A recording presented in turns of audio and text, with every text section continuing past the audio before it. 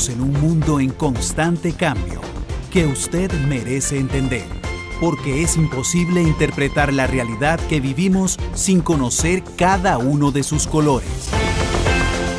Porque muchos son los tonos de la actualidad. Presentamos Matices.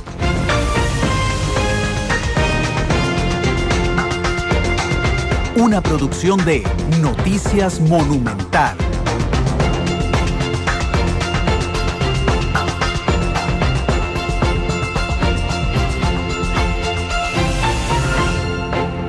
Son las 2 de la tarde con 6 minutos. ¿Qué tal? Muy buenas tardes. Les saluda Randall Rivera, director de Noticias Monumental.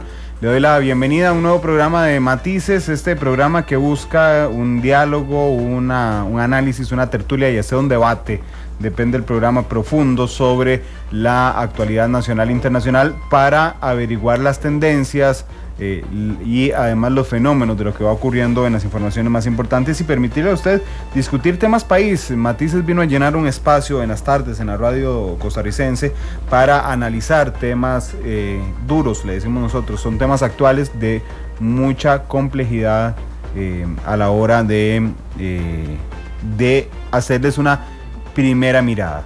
Entonces, hoy vamos a analizar los retos de Costa Rica ante la Organización de Estados Americanos, una institución que abarca muchísimas cosas, más allá de una institución meramente diplomática, que se ha visto deslucida en los últimos años, que tiene algunos fenómenos internos, como el ninguneo, le digo yo, por parte de grandes potencias del continente, como Estados Unidos y Canadá, a la OEA. Hay una parte de los países suramericanos, está prácticamente dividiendo la OEA, con una parte de los países suramericanos muy presentes también, con una Corte Interamericana de Derechos Humanos que tal vez es la organización más fuerte dentro de la OEA, con una Comisión de Derechos Humanos con un gran protagonismo, que además ha visto en los últimos meses también la salida de algún miembro continental de la Corte en particular. Y Costa Rica es importante en este tema. La Corte está aquí en San José, en San Pedro, así es que digamos que tiene un fuerte valor simbólico para Costa Rica. Estos temas los analizaremos después de escuchar a nuestra productora Isel Martínez haciéndonos el boceto del día de hoy, un estado de situación sobre la Organización de Estados Americanos. Regresamos para presentarles a nuestros invitados, iniciar la conversación de esta tarde muy interesante sobre el tema. Además, les recuerdo que nos pueden escuchar en 93.5 FM en cualquier parte del país, en www.monumental.co.cr en cualquier parte del mundo, y nos pueden observar por diferido a través de Canal 2, la imagen de la radio, esta noche a las 8:30. Pueden hacernos sus comentarios también en Matices a través de @monumentalcr en Twitter y de Noticia Monumental en Facebook. Le agradezco ya a quienes han empezado a hacernos sus reportes de sintonía, como SAC 406, que ya empezó inclusive a opinar de este tema. Ahorita voy a contarle a nuestros panelistas las posiciones de ustedes. Son las 2:08, escuchamos el boceto con nuestra productora y regresamos con la conversación sobre este importante tema. Las grandes obras inician con un borrador. Para elaborar el tema de hoy, este es nuestro boceto. La Organización de Estados Americanos es un organismo multilateral que reúne a 35 estados independientes. Incluye a 69 países como observadores, además de la Unión Europea. Cabe destacar que los orígenes de la organización datan desde 1889 y 1890, cuando se realizó la primera conferencia internacional americana en Washington. No obstante, fue creada hasta en 1948 y entró en vigencia en diciembre de 1951. Costa Rica es uno de sus estados fundadores. El fin primordial de la organización es lograr entre los estados un orden de paz y justicia, fomentar su solidaridad, robustecer su colaboración y defender su soberanía, integridad territorial e independencia. Además, la OEA reconoce como sus principales bases la democracia, los derechos humanos, la seguridad y el desarrollo. La entidad ejecuta labores de observación en procesos electorales, negociaciones comerciales, apoyo a mitigación de desastres naturales, ofrece becas y entabla diálogos políticos. Sin embargo, las resoluciones o posiciones que emiten no son vinculantes con la legislación de cada país. Pero con respecto a Costa Rica, ¿cuáles son los retos del país en la organización? Hoy en Matices le damos algunos tonos del tema.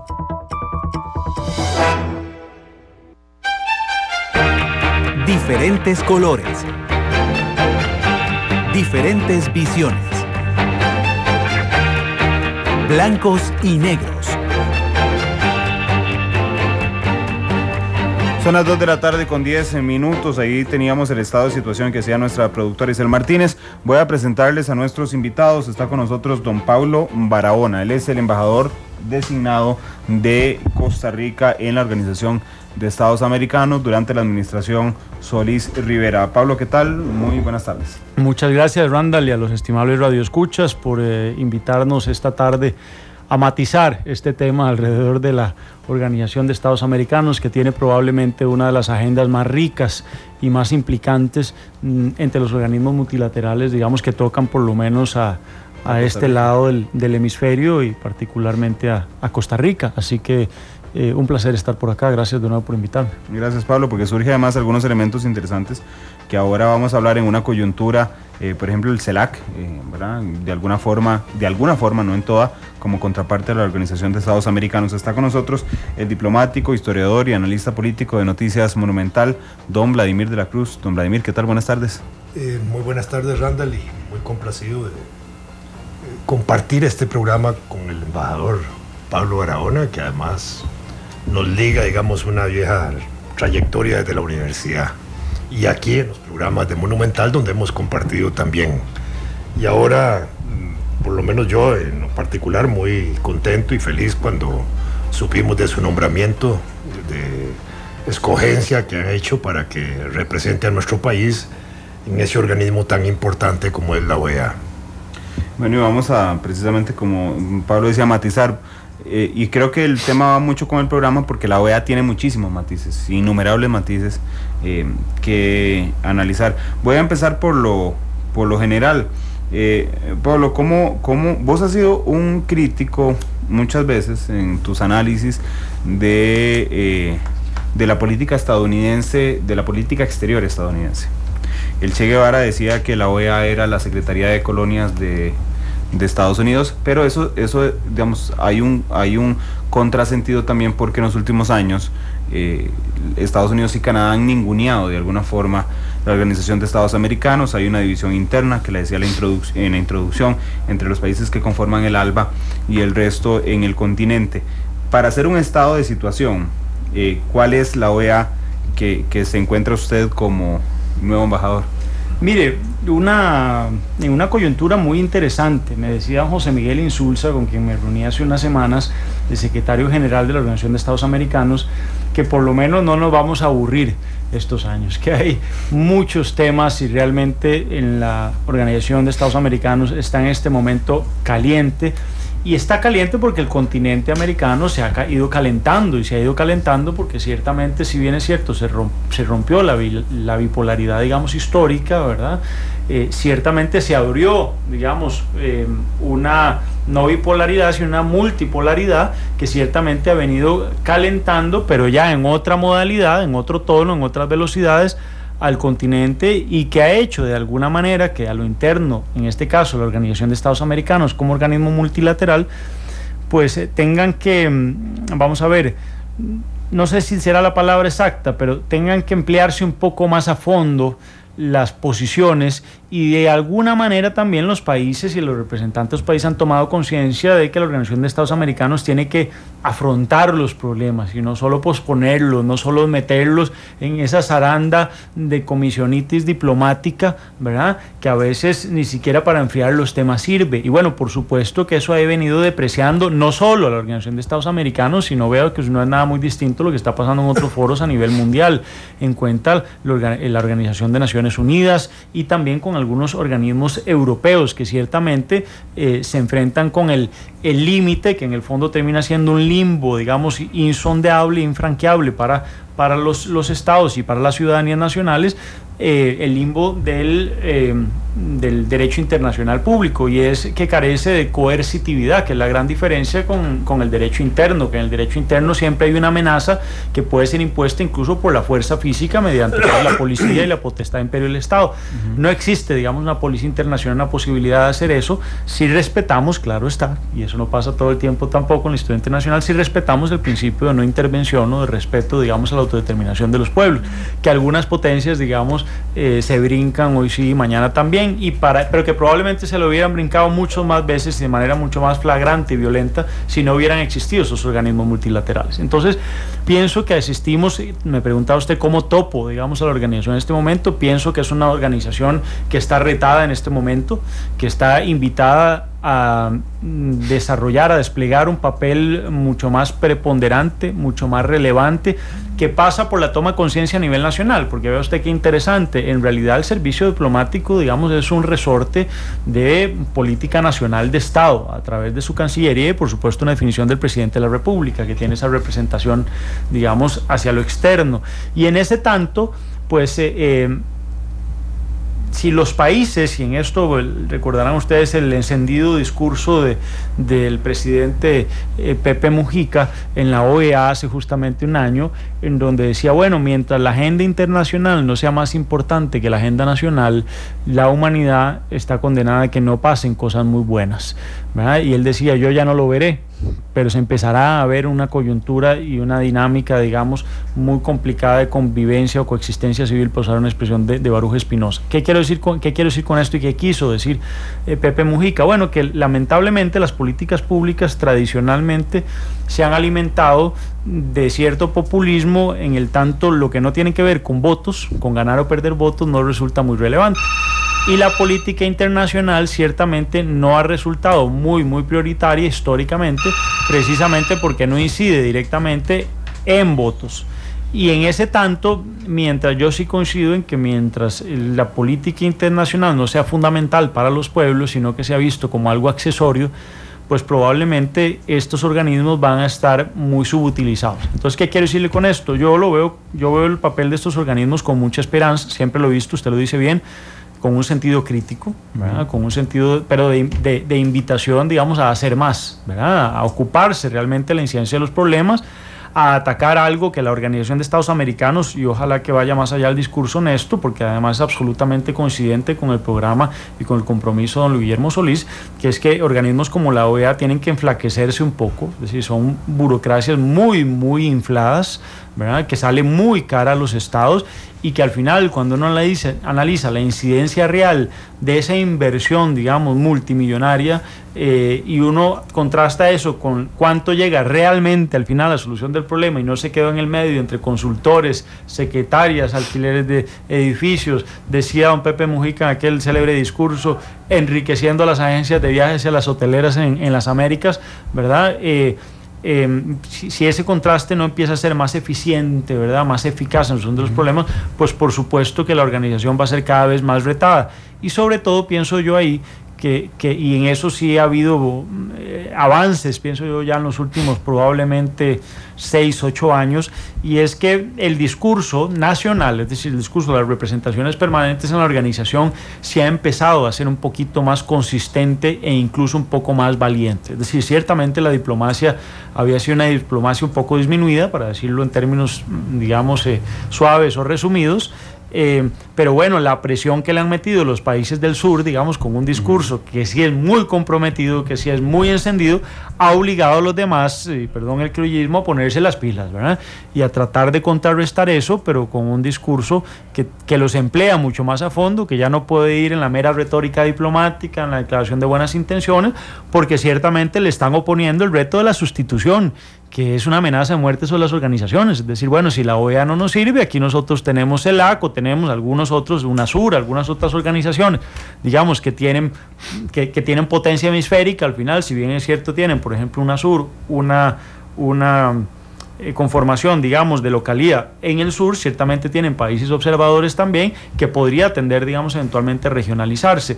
Ahora, esa es una pregunta, esto es usted más adelante, yo no veo, digamos, que esa amenaza sea una amenaza tan cercana si la Organización de Estados Americanos, como veo yo que viene pasando, se sacude, se despierta y empieza a afrontar el rompimiento de las fronteras por lo menos, digamos, a nivel comunicativo, de tal suerte que ya hoy la población en general está muy presente más allá de la propia frontera. Es decir, la opinión pública, voy a citar un ejemplo o dos ejemplos puntuales en materia de derechos humanos, y todavía más específicamente en un subgénero de derechos humanos, que es el derecho al medio ambiente. Digamos, los movimientos de protección del medio ambiente, pues nos enteramos en Costa Rica que hay movimientos que se suman a la defensa de la Amazonía, ¿verdad? O de pronto si acá en Costa Rica se afecta un parque nacional, téngalo usted por seguro que la comunidad internacional de los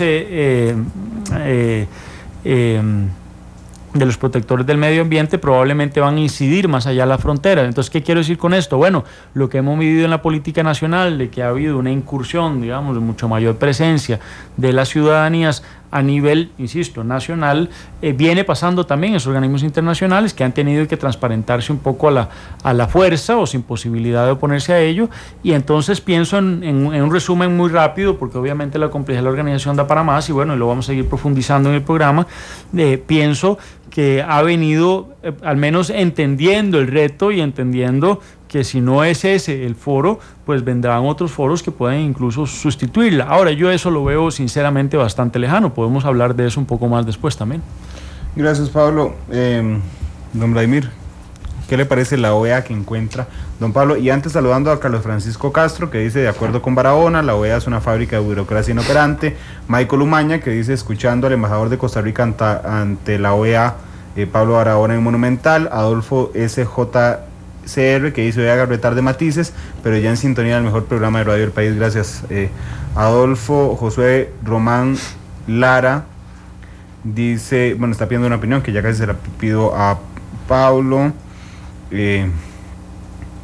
Dice Stuart Marín: las tardes de aguacero se hacen más interesantes cuando está matices para analizar y aprender. Saludos a don Pablo y a don Vladimir. Ahora sí, ¿cómo es la OEA que encuentra don Pablo Barahona? De encuentra... Primero entendamos que la OEA tiene como etapas. Yo creo que es una cosa importante.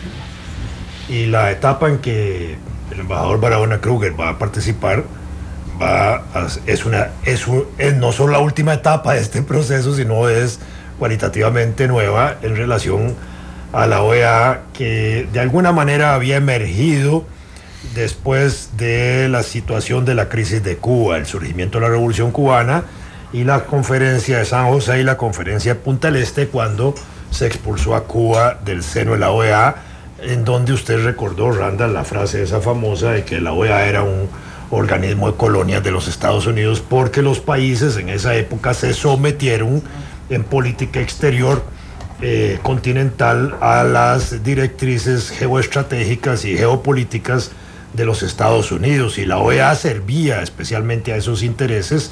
En tanto, también en esa época la OEA estaba, digamos, representada por países que tenían muchas dictaduras, tiranías, gobiernos militares, etcétera, y eran pocos los países democráticos existentes, entre ellos Costa Rica, México y Chile antes del golpe del 70, Uruguay antes de los golpes de Estado, etcétera.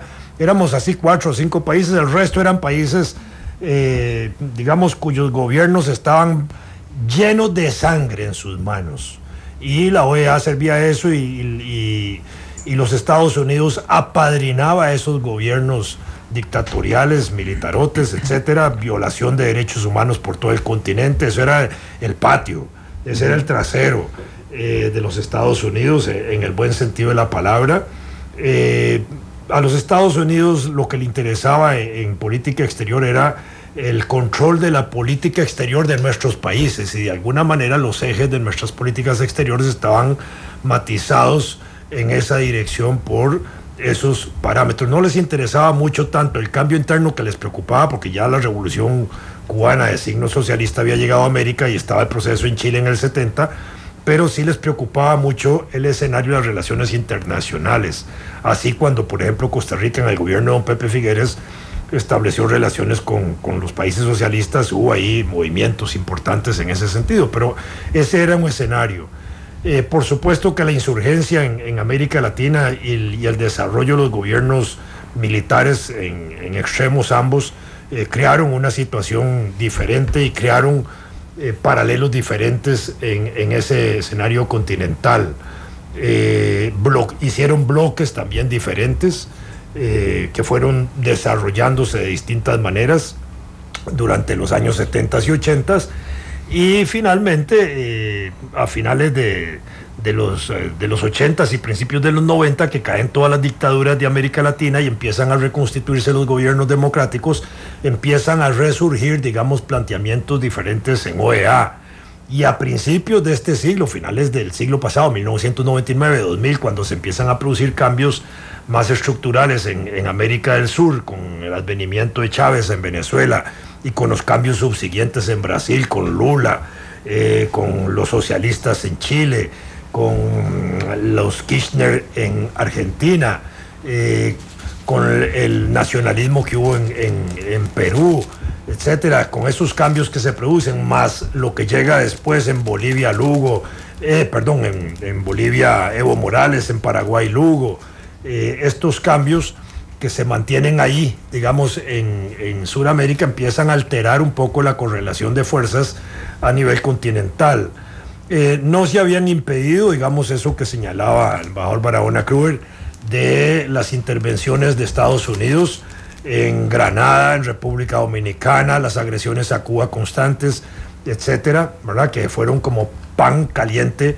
Las Malvinas mismo puso en encrucijada a la OEA, sobre todo por la aplicación del Tratado Interamericano de Asistencia Recíproca que se quiso invocar en aquella época en defensa de un territorio que la Argentina reclamaba como propio, agredido, invadido por los ingleses, y los Estados Unidos pactan en esa época con Thatcher y sirven desde Puerto Rico y otros emplazamientos en el continente para que de ahí se desplacen también las fuerzas inglesas a las Malvinas, y eso puso en entredicho también a la OEA, la debilitó en su perspectiva.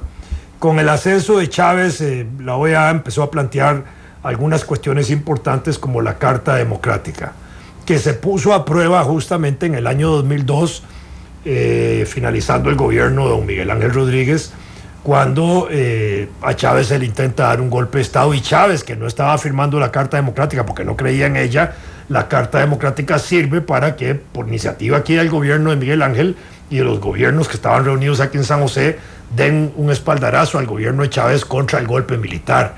Y se establece ya casi como una doctrina de la OEA de no aceptar y no reconocer países que emerjan de golpes de Estado. Y esto se vuelve a repetir en el 2009 con Honduras, que suspenden a Honduras de la OEA.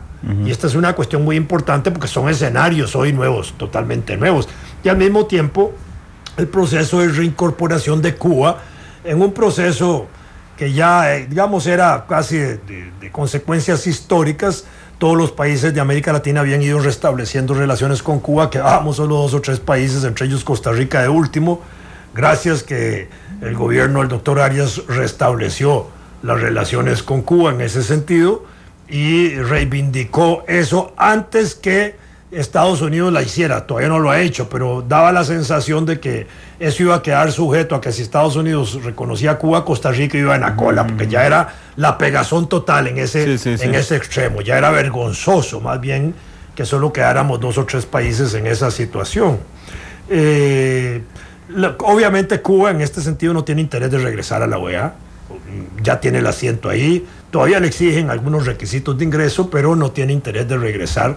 Y obviamente superó esa etapa porque al mismo tiempo se desarrolló un organismo continental paralelo que es el Consejo de Estados Latinoamericanos y del Caribe, donde está excluido Canadá y Estados Unidos, y donde forman parte los mismos países que están en la OEA, excepto Canadá y Estados Unidos, casi como un organismo paralelo. Esto hay que entenderlo en que el CELAC no va a sustituir a la OEA. La OEA seguirá siendo siempre, mientras siga existiendo de esta forma, el espacio de relación más importante de todos los países de América Latina con Estados Unidos.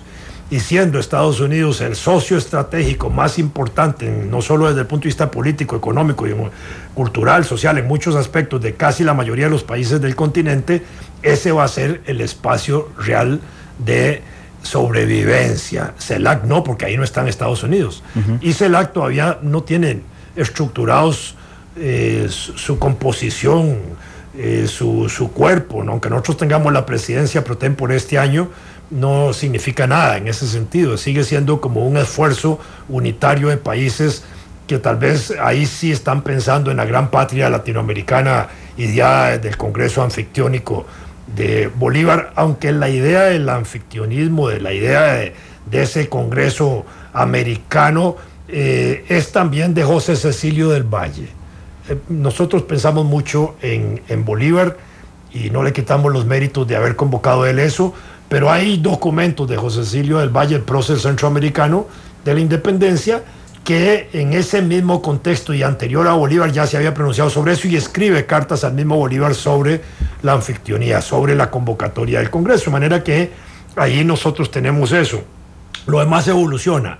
Por otro lado, la evolución de esa idea continental en un primer momento emerge del lado de las necesidades locales, de los intereses. En otro segundo momento, y especialmente después de las conferencias de 1890, las dos continentales, en ellas participa Martí, que era cubano, representando al Uruguay, ya empiezan a plantearse las contradicciones de América con Estados Unidos. Y es importante, incluso los discursos de Martí en esas conferencias son muy actuales en términos de la relación internacional de comercio.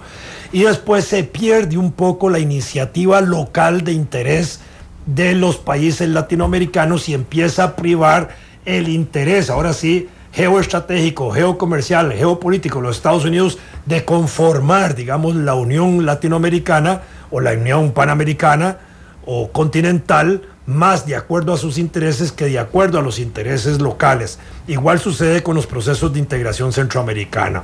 Este es más o menos, hoy el escenario es diferente y bien lo señalaba el embajador Pablo Barahona, de que el escenario hoy tiene la OEA por un lado y CELAC, que no forma parte de OEA, por otro, pero son dos escenarios distintos. El escenario político primordial para nuestra relación política y diplomática seguirá siendo en este momento OEA antes que CELAC, aunque Costa Rica esté presidiendo CELAC este año.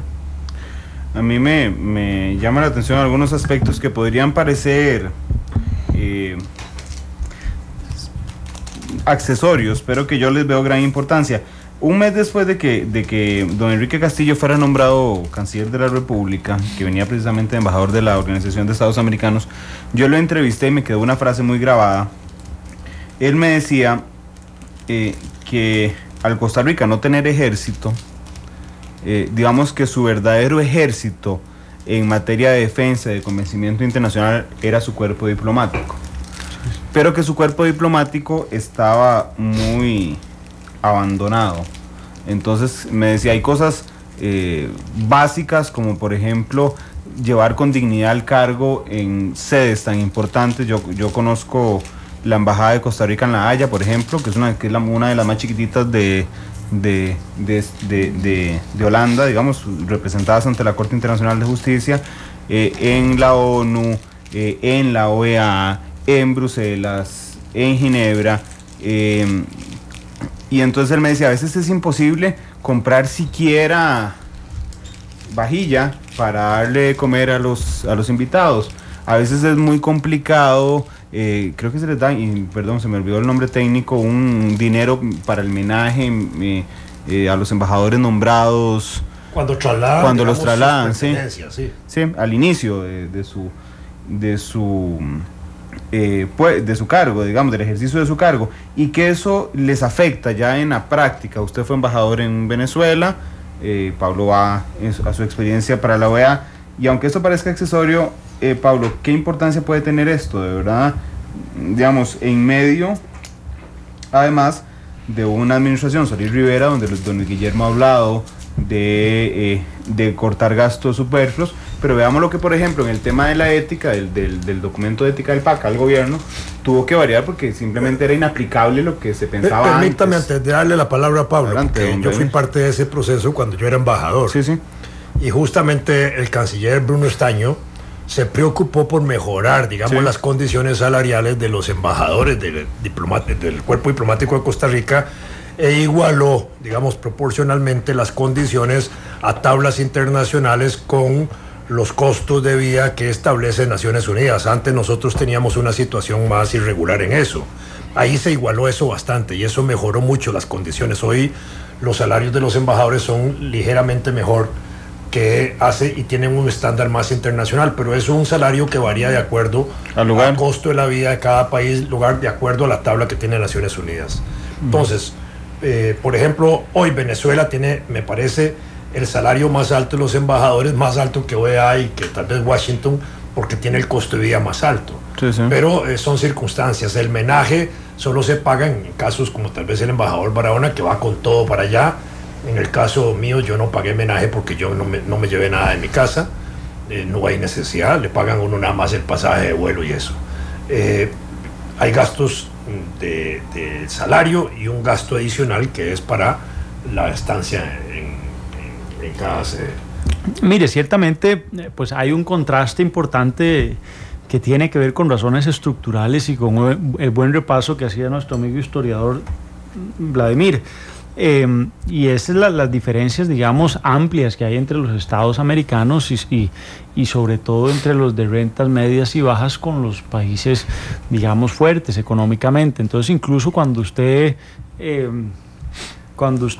ronda las Naciones Unidas, por ejemplo en Nueva York, usted ve las embajadas, por ejemplo la embajada alemana o la misma embajada norteamericana que está al puro frente de la sede de las Naciones Unidas. Bueno, y usted ve una marcada diferencia en cuanto a inversión en infraestructura, y usted ve por ahí una banderita de Bolivia en un edificio arriba, y la de Costa Rica pues también está un poco más lejana, y así pasa, digamos, ahora que usted decía La Haya, digamos, y pasa en el resto del mundo porque es reflejo de nuestras realidades, y ciertamente pues no da para mucho más, y no creo que, digamos, este gobierno se vaya a ocupar necesariamente de nivelar eso por una razón sencilla, porque hay un compromiso de austeridad que también pasa por el cuerpo diplomático. Yo sé que ha habido, sin embargo, un esfuerzo histórico en los últimos años y particularmente en el gobierno de don Oscar, de mejorar un poco, de dignificar un poco más la gestión diplomática, porque ciertamente habían problemas que sí impedían incluso ya el ejercicio propiamente del cargo. Recuerdo que incluso don Enrique Castillo, nivelando un poco con el embajador en Washington, logró que se financiara también al embajador un apartamento en Washington, lo que permitía entonces ya tener un poco más holgura para el resto de cosas. Pero bueno, ahí yo pienso que más que, digamos, esos estamentos adicionales que no da por lo general las embajadas costarricenses para hacer esos grandes acercamientos, digamos, no necesariamente de trabajo, sino de gestas diplomáticas, que se den cócteles en relaciones humanas, que es muy importante, y que otras embajadas, si tienen la posibilidad de hacerlo con cierta frecuencia, en el Día de Independencia, cuando se retira un embajador, normalmente se le hace alguna celebración, y normalmente, digamos, se hacen estas embajadas grandes que sí cuentan con los recursos. Insisto, eso es reflejo de los niveles de renta de cada uno de los países, y pretender, digamos, que Costa Rica ejerza, digamos, su diplomacia sin atender a esa realidad que nos demandan también, digamos, pueblos que están en situaciones sociales un tanto descuidadas, pues pienso, sin embargo, que es bastante digna, digamos, la condición en que en general nuestro cuerpo diplomático se ejercita por el mundo. Bien hay que decir que en donde podría afectar un poco más digamos, la estrechez presupuestaria, sobre todo, digamos, a nivel de los estamentos asistenciales, ¿verdad? Es decir, del recurso humano con que cuentan las embajadas, porque bueno, ¿qué le digo? Por ejemplo, me contaban que en gobiernos anteriores la delegación en las asambleas generales de la OEA eran de 10, 12 personas. Bueno, según entiendo, en esta próxima misión que estamos a 2 semanas de emprender, vamos solo 6 personas, ¿verdad? En cuenta el embajador presente, todo en ejercicio, don Edgar Ugalde, a quien se le estima y se le respeta, pero también que el presidente ha dado, recordará usted, todavía 2 meses, digamos, a partir del 8 de mayo, para que despidan, digamos, y cierren su ciclo en las embajadas los embajadores del gobierno anterior. y estamos justo en ese momento de tránsito. Bueno, va a asistir también de luego como jefe de misión el señor canciller, don Manuel González Sáenz, y después estoy yo como embajador en misión especial acompañando, y finalmente pues hay el embajador en Paraguay también, y 2 funcionarias nada más que son las que se encargan de llevar la agenda tanto en la embajada en Washington como la agenda de acá de Cancillería. Vea usted que cuando lo comparamos con misiones probablemente de otros países, es una misión, digamos, bastante resumida, ¿verdad? Bastante humilde, por decirlo así, y eso es fruto pues de nuestra realidad. Estamos en un estado presupuestalmente algo empobrecido, y eso se manifiesta en el resto del organigrama y en el ejercicio de la gestión pública. Pero sobre lo que usted pregunta, mire, yo pienso, voy a rescatar lo positivo, percibo que probablemente en los últimos 10, 15, 20 años tal vez se ha hecho un esfuerzo de profesionalización del servicio diplomático muy importante, cuyo epicentro es desde luego el Instituto Manuel María Peralta Servicio Exterior, pero también la Universidad Nacional, la Universidad de Costa Rica, que ahora tiene una especialidad también en diplomacia, pues bueno, y ciertamente también especialidades en derechos humanos, en relaciones internacionales, en derecho internacional público, en derecho internacional privado, por qué no decirlo también, ha hecho que haya una generación hoy en Cancillería, digamos, de servicio diplomático, de gente, yo calculo que debe estar por debajo de los 45 años, muy, muy profesional, a los cuales no les toca ya tanto el nervio, digamos, del partido político que esté en el poder, sino realmente un compromiso por la gestión diplomática, y además que conocen, digamos, muy bien en general de los temas, porque se van subespecializando en Europa, en Asia, o en derechos humanos, o en ambiente, según, digamos, el nervio que le toque a cada funcionario para especializarse, pero también según los requerimientos que la misma Cancillería va exigiendo. Tanto así que imagínese usted que antes en realidad los embajadores deshacían, antes, yo me refiero a hace mucho tiempo, me refiero a hace 3, 4 gobiernos, todavía los embajadores llegaban y aquello era tierra arrasada, ¿verdad? Se costaba que quedara siquiera la secretaria en pie, ¿verdad? Ciertamente hoy no, hoy es todo lo contrario. Hoy un embajador, si cuenta con 1 o 2 funcionarios, digamos, que pueda nombrar, vamos a ver, para usar la expresión en sanos términos, que pueda nombrar políticamente, alcanzó mucho en general, y eso yo lo veo como algo muy positivo. En general se ha profesionalizado muchísimo, así que siento que, bueno, si bien es cierto, probablemente el apoyo a mayores recursos sea necesario para poder trabajar mejor y hacer una gestión un poco más digna, yo no podría decir tampoco que el trabajo que se hace hoy es indigno y que esté haciendo falta demasiado. Vea usted que incluso en cuanto a las relaciones internacionales y al manejo, digamos, de nuestra estampa como país, este país sigue tremendamente opuesto, y sobre todo a nivel de opinión pública, a que el jefe de Estado cuente con un avión, y no estamos hablando de un B-52 o de un Jumbo, digamos, ¿verdad? Para llevarse, como hace el presidente norteamericano, o el ruso o el chino, a 100 periodistas para que vayan reportando, y a 4 o 5 ministros y todos sus asesores, y al final va usted que van 120 personas, digamos, financiadas por el Estado.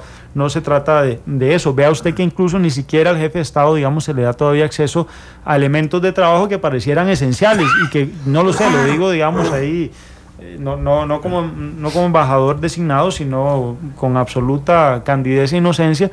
No sea en las sumatorias, incluso no saldrá más caro, digamos, el ejercicio de gobierno mediante vuelos comerciales permanentemente. Lo que sí está claro es que evidentemente el garbo del ejercicio del cargo de un presidente de la República, viajando permanentemente en clase turista, teniendo que depender de horarios de vuelo, eso tiene un costo, digamos, para el país muy, muy importante, que pienso que, bueno, ya está suficientemente madura, digamos, la agenda pública para que los periodistas, los funcionarios encargados de esos temas, pues puedan analizar, digamos, si esos son digamos, extremos de riqueza que no nos podemos permitir, que podría ser una tesis, dependiendo de los argumentos que lancen a la mesa, o no. Yo no tengo, digamos, una tesis puntual, sino que lo pongo solo como un ejemplo que me parece importante planteada esta pregunta que bien hacías. Una cosa, yo creo que el problema de la austeridad en política exterior tiene que discutirse nacionalmente. No se puede tener miserablemente a los embajadores ni las embajadas. Sí. Y debe haber una representación con dignidad, y tiene que haber una representación que además sea decorosa, decente, mínima, en las cosas fundamentales. El personal de la Cancillería hoy en servicio exterior, que ya es permanente, es muy bueno, es muy eficiente. Yo no tengo la menor duda de eso. Pero voy a ponerle un ejemplo de lo que es un poco esa miseria, a veces, entre comillas. Recién nombrado yo, no había ni transcurrido mes y medio estar yo en Caracas y recibí una orden de una funcionaria de la Cancillería para que cambiara la sede diplomática de Costa Rica, que tenía casi 15 años de estar en el mismo lugar en Caracas, en un lugar privilegiado donde estábamos pagando más o menos, y la orden era que nos cambiáramos para bajar el costo. Mi respuesta fue: cierre la embajada, ¿verdad? Se deben haber quedado con el pelo parado, porque yo estaba asumiendo con mes y medio y dando una respuesta de que si querían que cambiáramos la embajada era que cerrara la embajada, ¿verdad? A los días volví a recibir otra misiva en igual término y volví a contestar más fuerte todavía, diciendo: cierre la embajada si esa es la decisión de cambiarla, porque yo no la voy a cambiar. Al final no se cambió la sede, ¿verdad? Yo tenía apoyo ahí del canciller y apoyo de Oscar Arias, obviamente, y no se cambió la sede y ahí sigue estando. Pero otro funcionario que no hubiera tenido ese valor de enfrentarse administrativamente, probablemente hubiera hecho eso. Y le voy a poner ahora el ejemplo: la embajada de Francia en París. La cambiaron de sede por las mismas razones y la metieron en un cuchitril donde hay que subir unas gradas a un segundo piso y debajo de las gradas hay unos basureros donde se hace un mosquero y ratas y de todo.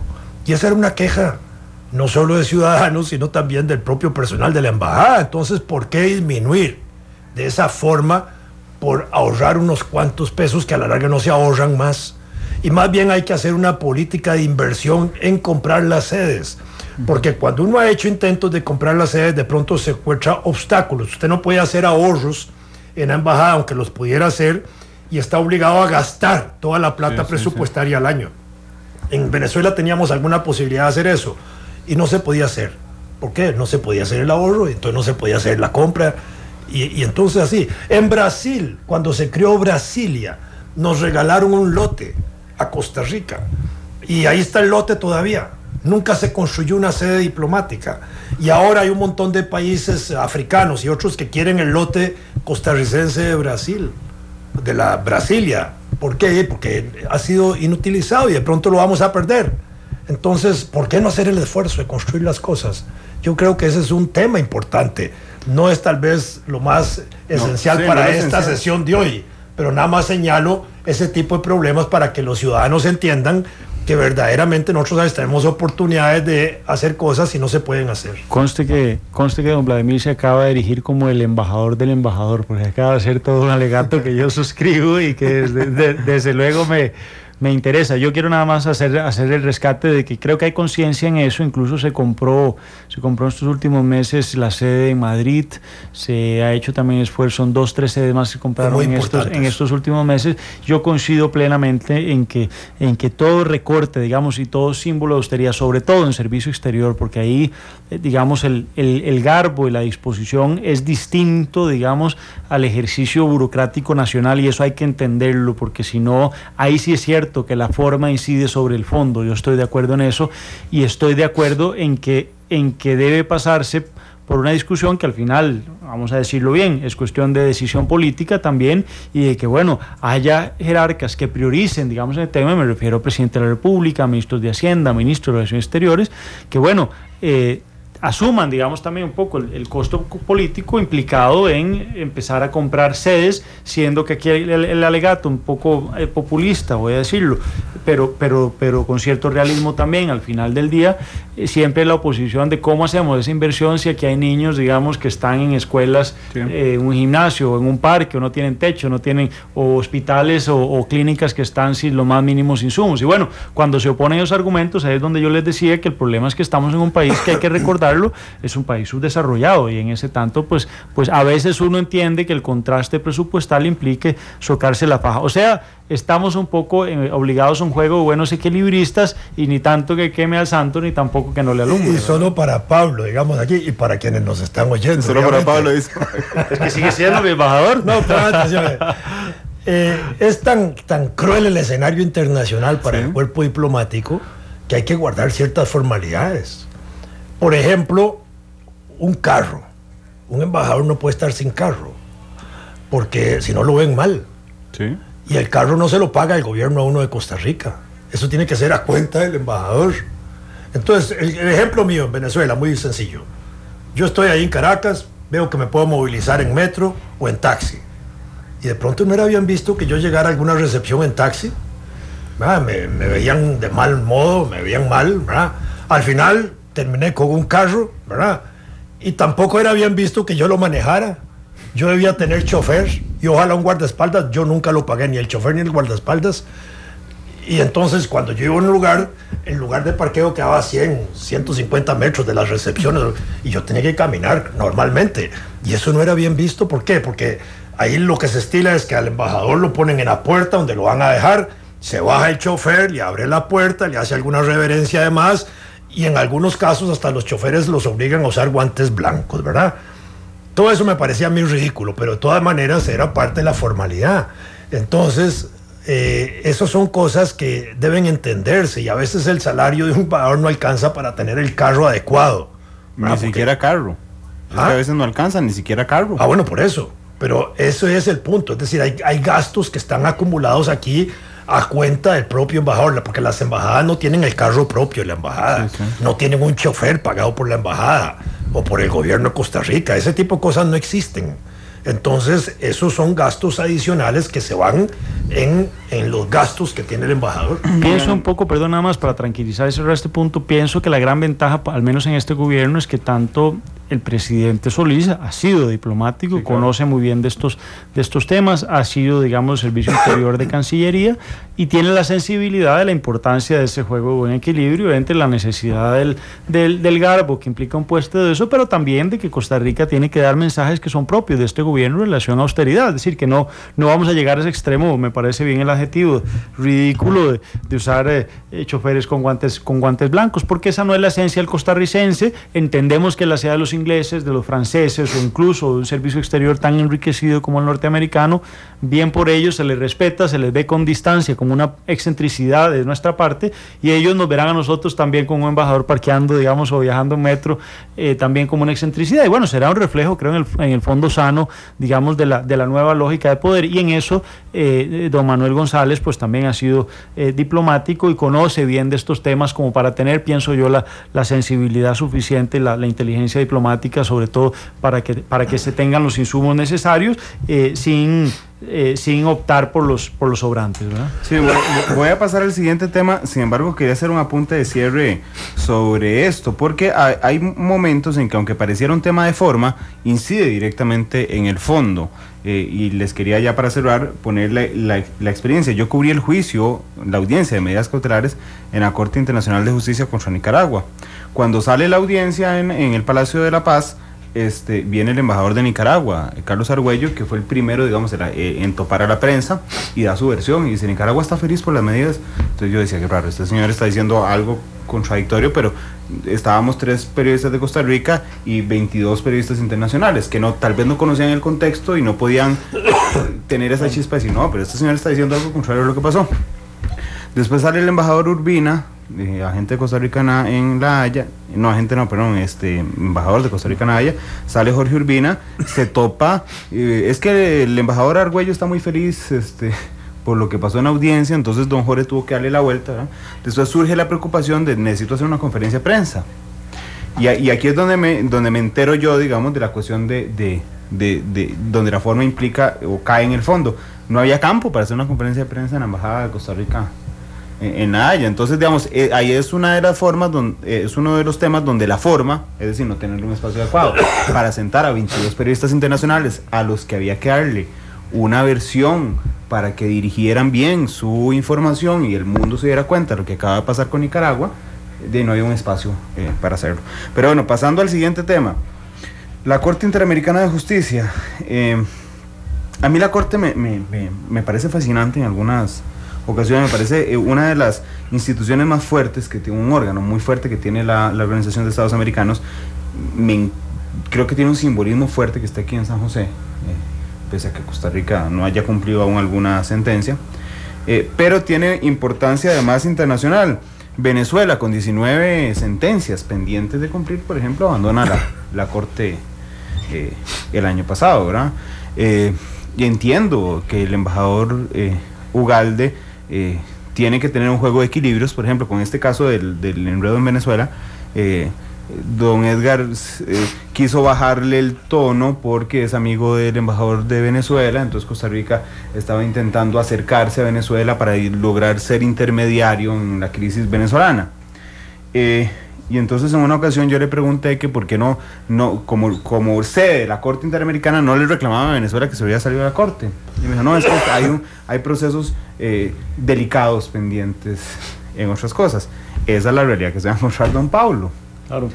Sobre la Corte, claro, y Venezuela particularmente. Claro, y es que todo está muy implicado porque aquí estamos dejando a nuevos actores un poco por fuera, pero que vale la pena traer al análisis. Lo mencionaba Vladimir de alguna forma en su introducción. Por ejemplo, la CELAC. Es decir, la CELAC es lanzada al ruedo como un reto a la Organización de Estados Americanos por Rafael Correa, digamos, y algunos de los países andinos, acompañadas en realidad por los países, digamos, que están en una agenda muy sur-sur, ¿verdad?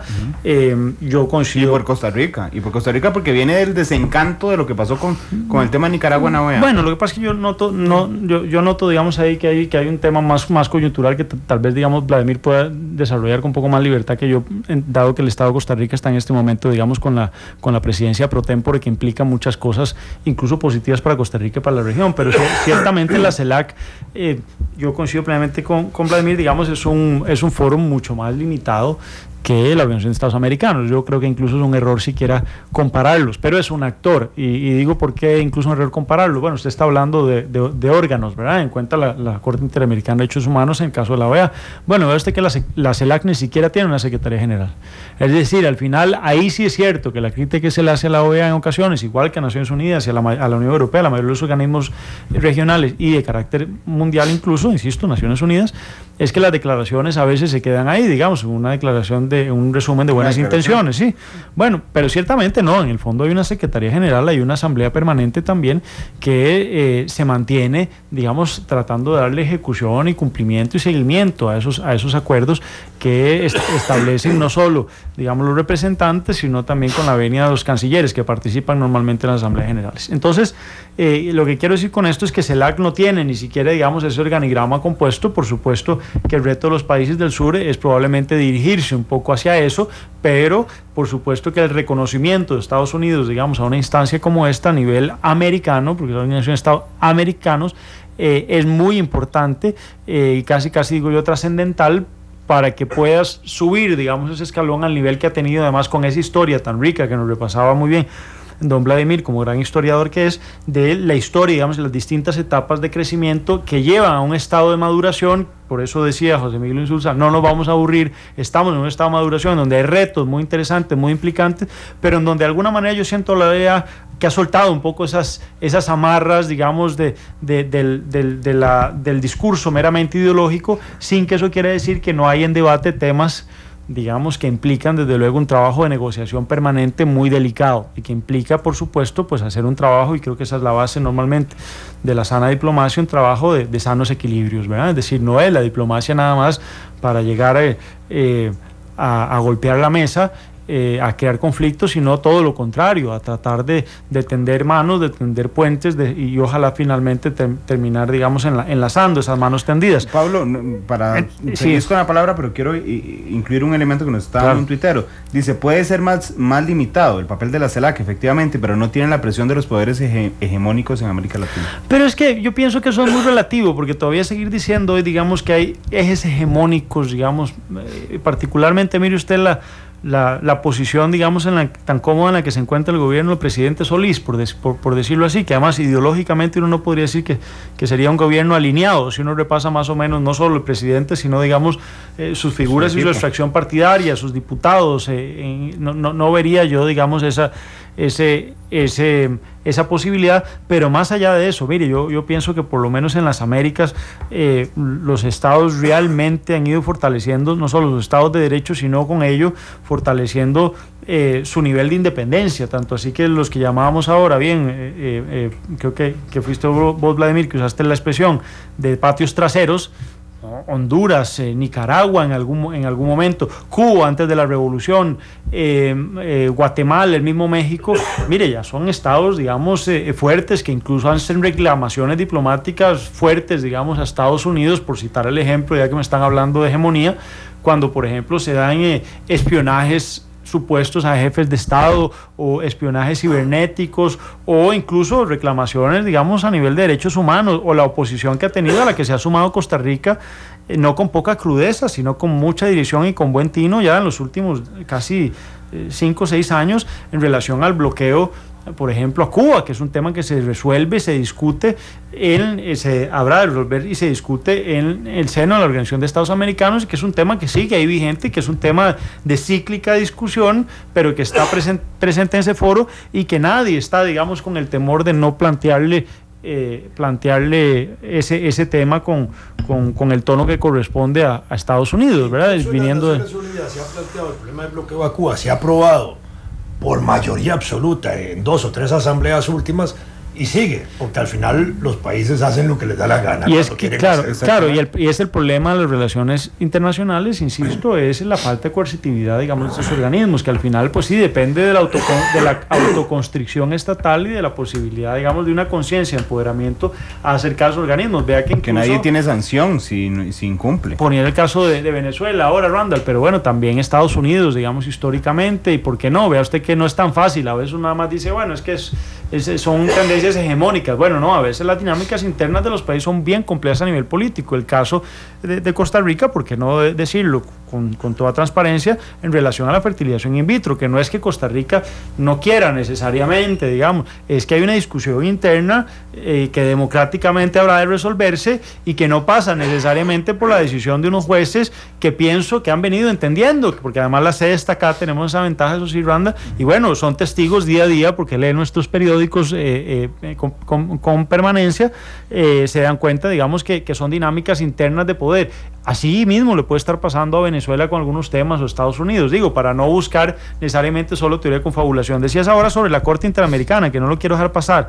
Es uno de los foros, digamos, probablemente a los que más se le debe hemisféricamente, pienso yo, en la historia de la evolución de las Américas, y es importante también decir que la Corte Interamericana, digamos, asiste también al mismo reto que le lanzan, digamos, los países del sur, sobre todo a partir de la reticencia de Venezuela y de algunos de los países del sur a seguir, digamos, y respetar su jurisdicción. Hay una discusión en paralelo al trabajo de la Corte, cuya sede honra, digamos, a Costa Rica como un país con una trayectoria muy lúcida en materia de derechos humanos, que desde luego queremos fortalecer y elevar en estos próximos 4 años en el seno de la organización y en general en los estados americanos.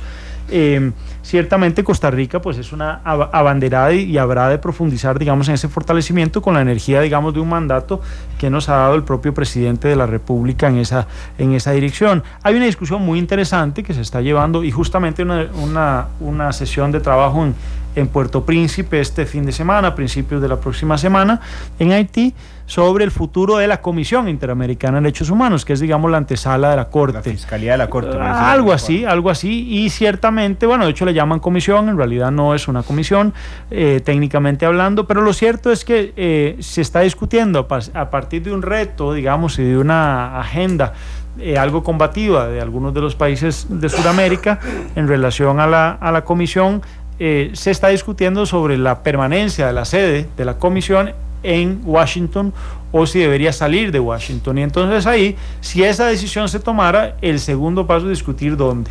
Y bueno, Panamá está muy interesado en llevársela, incluso en financiarla, entiendo. Argentina ha hecho lo propio también, que tiene una gran trayectoria, sobre todo por su historia, digamos, hay cátedras, digamos, muy sólidas y profesionales en materia de derechos humanos, entonces también están pujando fuertemente. Y bueno, una de las tesis también es que podría venirse la comisión para acá. Eso no es un tema que hemos discutido al interno, sino que lo comento de manera absolutamente informativa, porque planteas el tema de la jurisdicción Interamericana de Derechos Humanos. Y bueno, a mí me parece sin embargo muy interesante que esa coyuntura se esté planteando en este momento, porque bueno, hay elementos muy objetivos que a uno lo hacen pensar que bueno, la lógica tendería a que Costa Rica podría ser, digamos, una de esas candidaturas fuertes para hacer residir la sede de la comisión, si los países así lo decidieran y si previamente deciden que salga de Washington, que no es un tema, digamos, que Costa Rica le esté urgiendo tampoco. ¿Pero por qué? Bueno, incluso por razones presupuestales o economía procesal, sería bastante más fácil probablemente que la comisión esté cerca de la Corte, ¿verdad? Es decir, que estén en la misma sede, que además esté en el cinturón de América, porque a los del sur les toca ir hasta Washington. Bueno, aquí sería medio camino.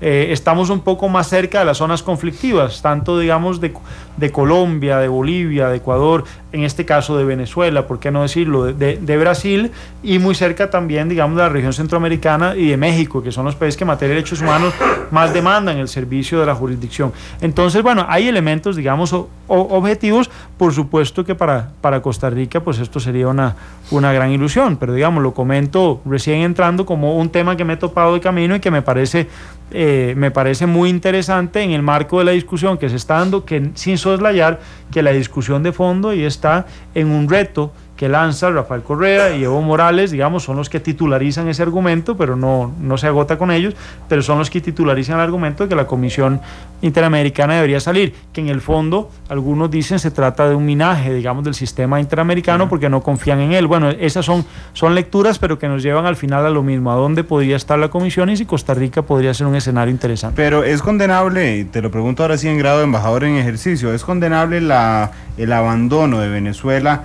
a la Comisión? Creo que Costa Rica tiene un gran peso simbólico, a la Corte, perdón, porque tiene un gran peso simbólico, no solo en que tiene la sede de la Corte aquí en San José, sino que la Comisión Americana de Derechos Humanos finalmente es fruto del Pacto de San José, conocida también como el Pacto de San José, porque se firmó aquí, como embajador en ejercicio. Sí, una correccioncita de fondo nada más, porque yo estoy como embajador designado, pero ciertamente el embajador en ejercicio es don Eber Ugalde, todavía, digamos, un mes más.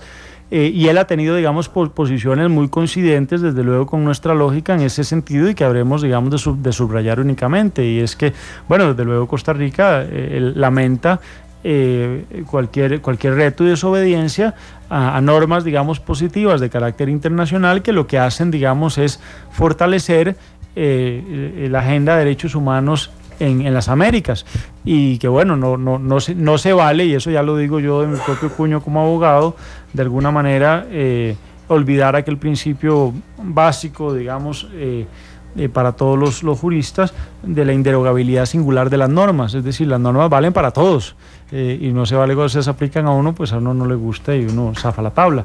Esa ha sido, digamos, un poco la tesis más... la tesis de principio, digamos, que ha defendido Costa Rica, siendo que es una lástima que, bueno, Venezuela, como bien recordaba ahora Vladimir, que conoce muy bien esa historia, porque además fue embajador en Venezuela en esos años interesantes. Estoy seguro que su vivencia fue muy interesante en Venezuela, con Hugo Chávez en el poder. Bueno, ciertamente Venezuela incluso recurrió, y el mismo gobierno de Hugo Chávez en algún momento recibió espaldarazos importantes cuando se trató de defender precisamente el régimen de derecho, y fue la OEA, digamos, la que sirvió para ello, igual que en Honduras, y igual que ha pasado también cuando han habido, digamos, amagos de irrespeto a la democracia, ¿verdad? Pienso que todo esto pasa al final, mire, por un problema de fondo sin el cual los derechos humanos resultan en una carta de buenas intenciones, y es que no pueden haber derechos allá donde no hay una estabilidad social mínima asegurada. Vea usted que las grandes discusiones en la Organización de Estados Americanos, si bien hay temas importantes todavía de consolidación, digamos, de normativa a nivel hemisférico, es decir, de convenciones y de declaraciones que nos atan normativamente a los pueblos. La Convención Interamericana, por ejemplo, sobre la corrupción es base, digamos, en esa materia para todos los estados americanos. También, digamos, en términos de ambiente, en términos electorales, digamos, hay ya no regulaciones, pero sí recomendaciones muy importantes. Pero los últimos debates van en relación al desarrollo con equidad. Es decir, ciertamente la OEA ha tornado un viraje, ya no tan preocupada por la carrera armamentista, por el problema, digamos, de la falta de Estados de Derecho, sino por la consolidación de los Estados de Derecho, y eso pasa, preguntabas por derechos humanos, pero eso pasa necesariamente, básicamente, quizás sea una expresión más exacta, por fortalecer el desarrollo de los pueblos. Tanto así que la declaración que se ha venido negociando para Asunción, Paraguay, a principios del mes de junio, los estados partes la han titulado Desarrollo con Equidad Social. Es decir, ese es el gran tema que hoy la OEA, digamos, está entendiendo como básico para que todo ese otro sistema en cuenta de derechos humanos tenga un asidero suficiente para sostenerse, porque los problemas, digamos, que está sufriendo la región no son problemas jurídicos, y eso creo que ya por fin lo hemos entendido, son problemas políticos. Es decir, el problema medioambiental en el mundo no es un problema ambiental, es un problema político que tenemos al final. El problema que se está viendo en Venezuela, por ejemplo, de inestabilidad, para ponerle un adjetivo, digamos, cercano, es un problema esencialmente político, igual que lo que está pasando, digamos, en el resto de la región. El rebasamiento, digamos, ciertas estructuras criminógenas en México, en Colombia, en Honduras, en Guatemala, en El Salvador, el rebasamiento de estados, de los estados de derecho, es un problema esencialmente político. Claro, que se acompaña con soluciones de carácter jurídico, pero con un basamento, digamos, político que es necesarísimo y que es el que hay que atacar para que esto otros tenga sustento, porque si no, y eso se lo digo como abogado, yo lo digo siempre con mis estudiantes, si fuera tan fácil resolver problemas políticos como emitir una norma positiva, pues dictamos una norma diciendo que abolimos la pobreza, y a partir de que rige en la Gaceta, pues ya no habrá pobreza en este país. Y lamentablemente usamos, digamos, el derecho y lo jurídico como un placebo, ¿verdad? Y entonces le decimos a la gente, a la opinión pública, que bueno, como ya está la norma, entonces ya no hay más femicidios y ya no se preocupen, y aumentamos las penas y se resolvió el problema. Y bueno, no podemos decir nada más que con una declaración de derechos humanos o con la existencia de una corte, o no importa dónde esté la comisión, el problema está resuelto. Son problemas de carácter político que son los que me parecen de ser, digamos, atacados y solventados principalmente. Antes de darle la palabra a Vladimir, porque ya va a venir la Comisión de Derechos Humanos, porque tenemos que ir a una pausa comercial, y regresamos para que Vladimir opine y abrir la línea. Hoy es un tema complejo, pero bueno, lo mismo dije de Crimea, que era un tema complejo y que seguramente no íbamos a recibir muchas llamadas y se nos inundó la línea. Entonces, cuando volvemos, voy a pedirle a don Vladimir que complete esta idea y abrir la línea telefónica por si alguno de ustedes quiere referirse al tema. Son las 3:11, vamos a la pausa, regresamos con matices.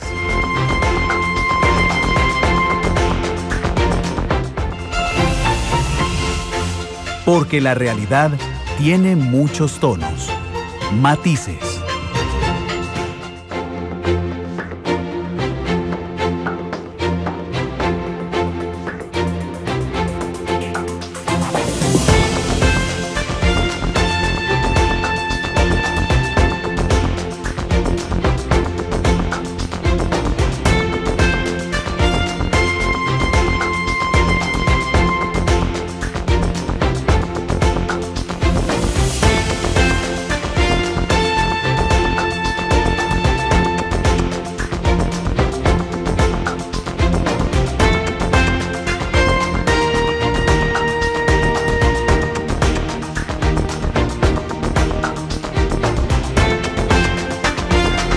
Sus tonos, sus contrastes.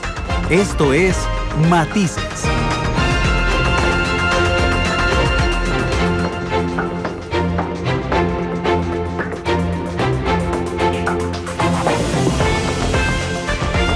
Tres con 17 de la tarde, estamos en Matices.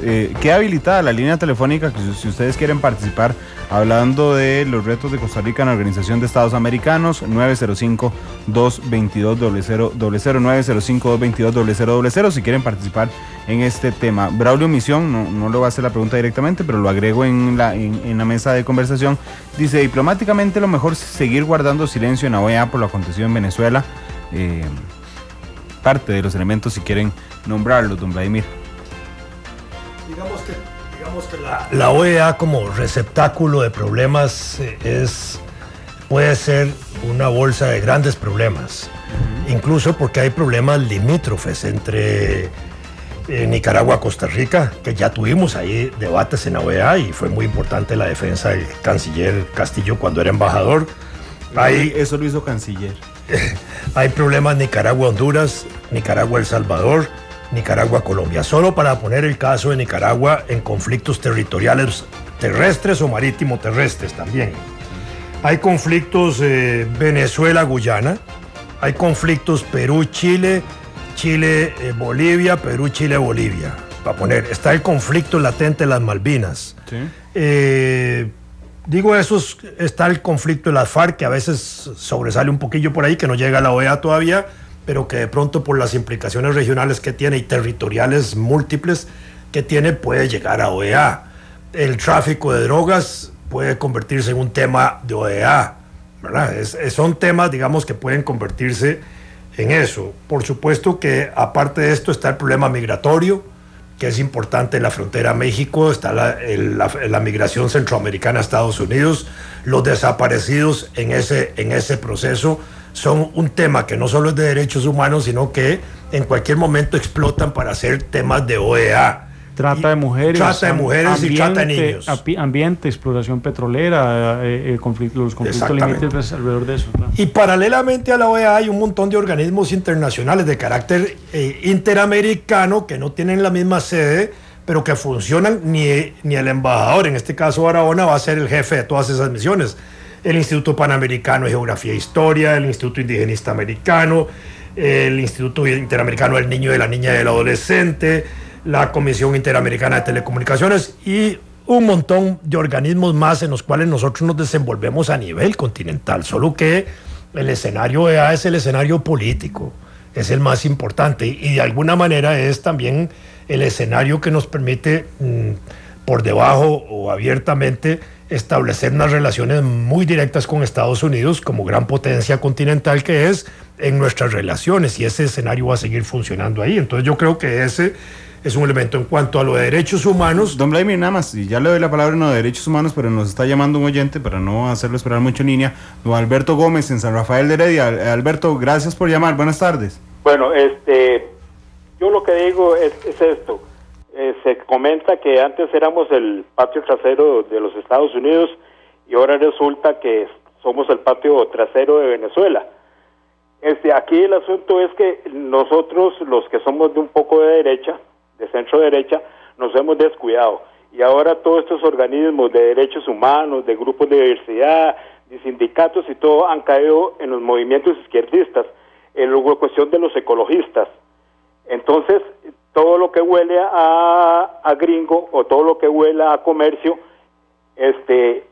ya les da miedo llamarse comunistas, ahora se llaman ecologistas y a todos se oponen para que vea como los sindicatos. No ha habido manera de que, por más que el gobierno ha hecho, no ha podido solucionar el problema porque los sindicatos no quieren y más bien mañana se les va a unir Jadeo y todos estos movimientos son manejados por la izquierda. Gracias, Alberto, por su opinión y que nos suma un elemento más y una opinión más a este análisis, don Vladimir. No, decía que en cuanto a derechos humanos, lo que hay es un progreso en la humanidad.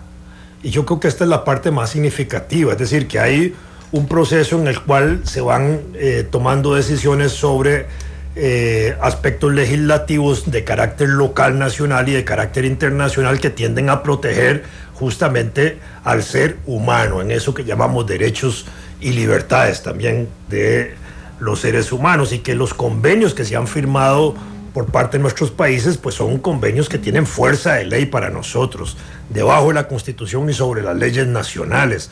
De manera que en ese sentido uno más bien debiera pensar que en materia de derechos humanos debería avanzarse en el plano internacional para que sean de una manera tan coercitiva, tan imponente como que quienes suscriben esos convenios no puedan salirse. Sí. Si uno suscribe el convenio de la Corte Interamericana, no puede salirse de la Corte Interamericana de Derechos Humanos. Es como el caso de la Corte de la Haya. Si la Corte de la Haya fallara en contra de nosotros en el asunto de Nicaragua, tenemos que salirnos de Nicaragua en protesta, de la Corte en protesta. Yo pienso que no. Somos un país civilizado que aceptamos reglas internacionales, que aceptamos un juego democrático, político, jurídico, y estamos sujetos a aceptar pronunciamientos, aunque no nos gusten, de tribunales, igual que como sucede en Costa Rica. Cuando un tribunal falla, hay una parte que sale afectada y otra que no, y eso estamos acostumbrados por nuestra educación nacional a aceptar esos fallos de la Corte, aunque no nos gusten. Igual en el plano internacional. En el caso de los países que tienden a retirarse de la Comisión Interamericana de Derechos Humanos, pues están motivados, como el caso de Venezuela, en razón de los fallos que han venido pronunciándose en su contra. Pero si uno hiciera la comparación, por ejemplo, de la Junta Interamericana de Defensa o del Tratado Interamericano de Asistencia Recíproca, que es de la OEA también, donde hay países que ya se están saliendo, Venezuela y actualmente Ecuador, que ha hecho gestión ya de retiro, a mí me parece que eso sí puede ser importante, porque ese organismo militar estaba en función de los intereses militares de Estados Unidos, y eso está ya fuera de toda lógica en las relaciones interamericanas. Y ahí me parece que esos son otro tipo de convenios y otro tipo de tratados y otro tipo de situaciones. Y un país como el nuestro, que no tiene ejército, tampoco debería estar metido ahí. Sin embargo, somos país observador en algunos de esos, hasta en el CONDECA, en el Consejo de Defensa Centroamericano, que todavía existe ahí en Guatemala. Entonces, ahí hay situaciones diferentes, y con esto va a tener que lidiar el embajador Barahona, y es parte de eso, y a la par de eso, los organismos paralelos esos, y el efecto de los organismos suramericanos, UNASUR, el CELAC, Continental, Petrocaribe, que es una rama de eso, la Asociación Latinoamericana de Integración, ALADI, el Sistema Económico Latinoamericano, que está en Venezuela, la sede, incluso el embajador de Costa Rica es el representante en ese organismo, CARICOM, son organismos, bloques que funcionan y que tienen su impacto y su decisión, porque a veces actúan monolíticamente. En el caso de UNASUR incluso ha creado organismos propios: Moneda, el Sucre, Banco del Sur, Ejército del Sur, Parlamento del Sur, y en Sudamérica hay varios parlamentos, además Parlamento Indigenista, Parlamento de los Andes, Parlamento aquí, Parlamento por allá. Es decir, hay una serie de situaciones que van cambiando la fisonomía continental. Existe el Parlamento Latinoamericano, que es como un canto de la luna, nada más, es como nada más para reunir diputados de vez en cuando, ¿verdad? Que les paga muy bien, por cierto. Quiero darle los últimos 2 minutos de participación, y después vamos al corte y regresamos con la despedida, con las disculpas de don Alberto Cañas, don Fernando Durán y don Álvaro Fernández, que siguen después del programa con Así es la Cosa. Quería darle una especie de conclusión a Pablo, el último minuto y medio ya de programa. Sí, bueno, muchas gracias. Es en efecto una agenda muy retadora que estamos particularmente revisando en función de lo que ha sido la gestión histórica del Estado costarricense. En efecto, hay, como bien lo acaba de reflejar Vladimir, una riqueza institucional que ha venido desarrollando la Organización de Estados Americanos a través de décadas, y que ciertamente está siendo de alguna manera, vamos a ver, debatida en los foros propios de la Organización de Estados Americanos, porque la organización tiene un reto adicional a todo eso que plantea Vladimir, pero que tiene que ver transversalmente con todo eso, y es que está en serios problemas presupuestarios, ¿verdad? No solo la OEA, igual la mayoría de los organismos internacionales, y eso toca algo que es de interés nacional, no solo internacional, que tiene que ver con la cooperación también, porque recordemos que la Organización de Estados Americanos tiene programas de cooperación, por ejemplo, uno que a mí particularmente me ilusiona, me parece fundamental y que está en práctica en Costa Rica, que es el de facilitadores judiciales, por ejemplo, que es un tema que estuvieron aquí en Matices. Bueno, ellos tienen que ver con una agenda, todos la conocen bien los radioescuchas, con una agenda que tiene que ver con la solución de un problema estructural seriosísimo, que no vamos a desarrollar ya en este programa, pero que estoy plenamente consciente, además, como jurista, que es el exceso de judicialización y lo que eso implica, digamos, en términos de desbordamiento del Poder Judicial y de deslegitimación de ese Poder Judicial por ese desbordamiento. Entonces, bueno, es todo, para citar un temita, pero hay temas que tienen que ver con aguas, que tienen que ver con bosques, con humedales, con temas de historia, con temas culturales, con temas, todos los temas que a usted se le puedan, digamos, ocurrir, temáticos, en el fondo se plantean en ese foro,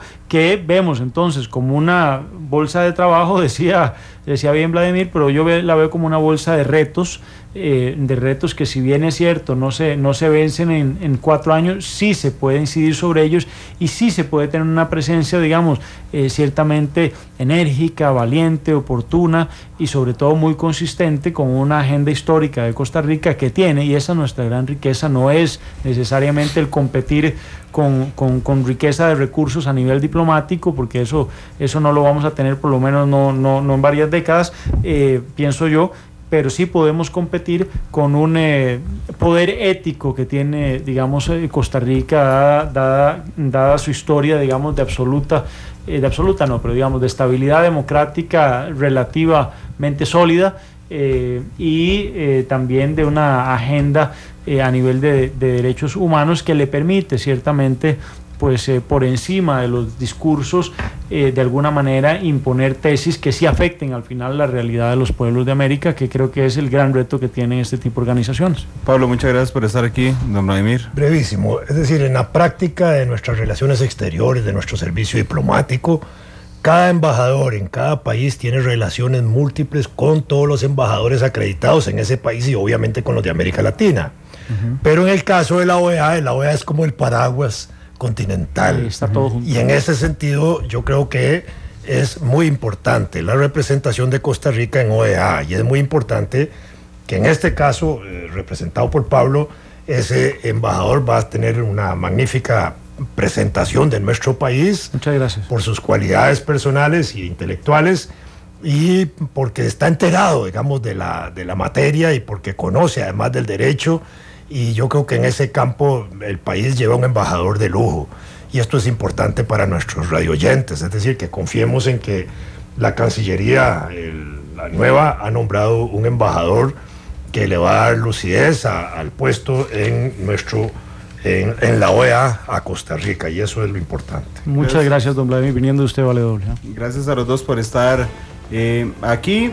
Recuerden, 8:30 la repetición de este programa en Canal 2. Mañana tendremos otro programa muy interesante de Matices, y hoy a las 7 la tercera emisión de Noticia Monumental, que les cuento está llena de información, así es que no se la pueden perder. Feliz tarde a todos. Matices por Radio Monumental.